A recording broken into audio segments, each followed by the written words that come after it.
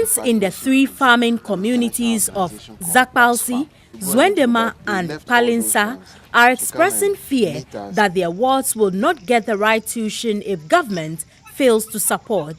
Teachers for the various schools hardly come to school because of the long distance they have to trek. The immediate solution is to help get the teachers' bungalows to live in.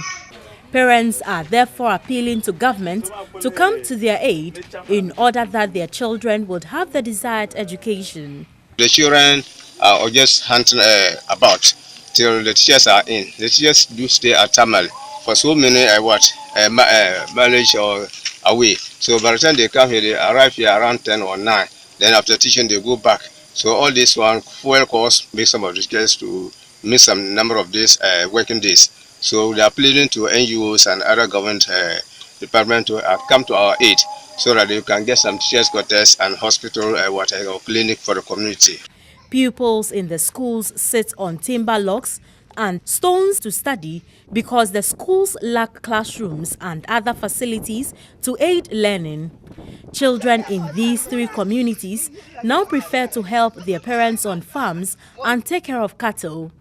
Even when these children manage to go to school, their parents force them to leave the classrooms to attend to their cattle when it is time to graze.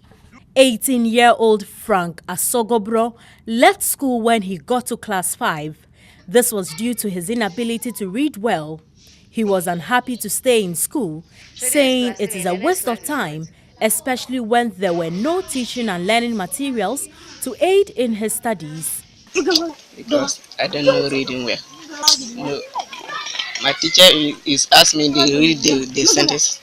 I don't read all. That's why it stuck me.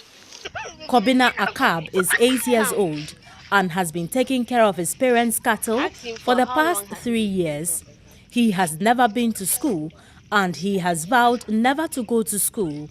Akab wants the title of the man with the most cattle in the community. He thinks that is worth having than to attend a school that lacks infrastructure and conducive environment. One of the children, Raymond Amaya, on the other hand, is schooling and farming at the same time. Raymond, who could hardly speak good English, was however determined to get to the highest level in education. Raymond attributed the inability of the children in the communities to read to poverty and asked government to at least provide the schools with decent classrooms, enough teachers and teaching materials. Why don't they go to school? The parents don't get money to buy books for them. You want government to help them? Help them in which way? Give them money, sell them books. Assemblyman of Zwendema and Palinsa communities, Anwegabi Simon Gibson, is unhappy with the lack of attention from authorities who he thinks have concentrated all their energies to the big cities. A 6-unit classroom block was started by the two communities but has come to a standstill for lack of resources. So they came to put up the 6-unit classroom block. 2012 up to today, that structure hasn't been completed. It takes the matter to the assembly cannot also help. The communities also lack access to good health care and electricity. There is no chip center just here. So if somebody from Tankansa is ill, they have to move them to either the Kadama chip center or the Mutinsa chip center.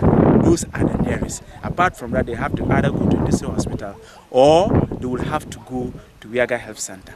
These are all problems that the community members are facing. We've been praying that one day, at least, government or any benevolent NGO will come to our aid and to help the people of Zwendema, Palinsa and Tankansa, who are also part of Ghana, at least so that they can also, count themselves as members of Ghana that we all belong to.